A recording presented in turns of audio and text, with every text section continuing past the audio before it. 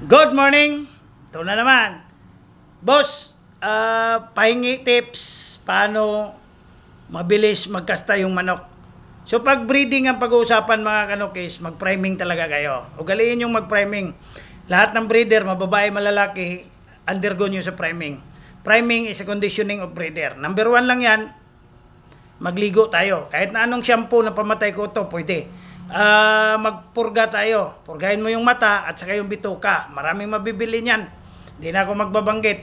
So, bacteria flushing tayo. Magpainom ka ng Primoxel once a day for 5 days.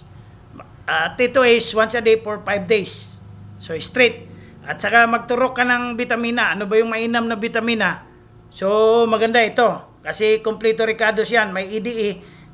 Good for fertility and egg production. Yan.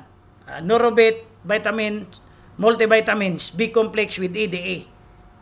So, gawin mo yung purga monthly at saka yung pagturok ng vitamina once a month.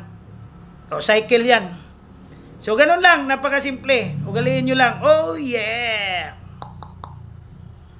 So, kung sinong gustong mag-order ng Neurobit, mahirapan kayo mag-order dyan.